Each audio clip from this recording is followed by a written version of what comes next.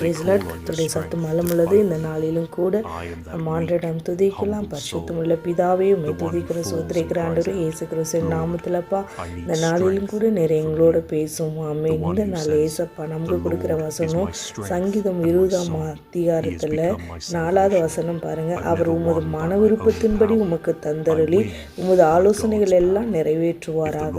அப்போ நீங்கள் என்ன காரியத்துக்கெல்லாம் நீங்கள் எதிர்பார்த்து காத்துட்டு இருக்கிறீங்களா? ஆண்டு உங்கள் மன விருப்பத்தை நிறைவேற்றுவேன்ட்டு சொல்ல இந்த வசனத்தை அப்படியே பிடிச்சு என்ன பண்ணுங்க, ஜெபம் பண்ணுங்க. இந்த மாதத்தில் உங்களுக்கு அதிசயங்களை காண பண்ணுவேன் சொல்லி வாக்குத்தத்தம் பண்ணியிருக்கிற தேவனாகிய கர்த்தர் இந்த சங்கீதம் 20:4 கூட சொல்றாரு. அவர் உமது மன விருப்பத்தின்படி உமக்கு தந்தருளி உமது ஆலோசனைகள் எல்லாம் நிறைவேற்றுவார். நீங்கள் எதுல எல்லாம் ஆலோசனை பண்ணி வச்சுருங்க. என்னென்ன காரியத்துக்காக இந்த காரியம் நடந்தால் நல்லாயிருக்கும், இந்த காரியத்தில் ஒரு விடுதலை கொடுத்தா நல்லாயிருக்கும், ஒரு சுகம் உண்டானா நல்லாயிருக்கும், ஒரு அற்புதம் நடந்தால் நல்லாயிருக்கும், எதெல்லாம் நீங்கள் எதிர்பார்த்து காத்துட்டு இருக்கிறீங்களோ உங்கள் குடும்பத்தில், உங்கள் சொந்தமான காரியங்களில், உங்கள் சரீர காரியங்களில் அன்று என்னென்ன அற்புதத்தை நீங்கள் எதிர்பார்த்து காத்துட்டு இருக்கிறீங்களோ உங்கள் மன விருப்பத்தை ஆண்டு தந்தருள்வன்னு சொல்கிறாரு.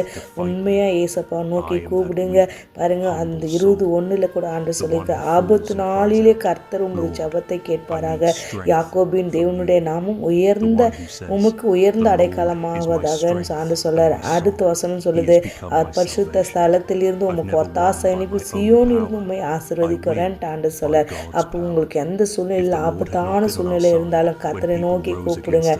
அவர் உங்கள் ஜெபத்தை கேட்பார். எங்கேருந்து கேட்குறாரு? பரலோகத்திலிருந்து உங்களுக்கு ஒத்தாசை அனுப்பி உங்களை ஆசீர்வதிக்கிறேன்னு சொல்கிறார். அப்போ ஆண்டருடைய வார்த்தையை விசுவாசிங்க. உங்கள் மன விருப்பத்தின்படி எல்லாம் தேவன் தந்தருள்வார். விசுவாசிங்க. இயேசு கிறிஸ்துவின் நாமத்தில் அவர் ஆலோசனையை தள்ளி போடாதீங்க. அவருடைய ஆலோசனையை கேளுங்க. அவர் தான் கொடுக்குறாரு. அவர் வாக்கு கொடுத்தா வாக்கு மாறாதவர். என்னைக்கு உங்களுக்கு நேர வார்த்தைகள் வந்துருச்சோ அப்பவே அற்புதத்தை செய்ய அவர் தொடங்கிட்டார். தாமதம் பண்ணுறது நாம தான். ஏன்னா கேட்கறது இல்லை, கெஞ்சறது இல்லை, அவர்கிட்ட போகிறது இல்லை, விசுவாசிக்கிறது இல்லை, எதிர்பார்க்கறது இல்லை.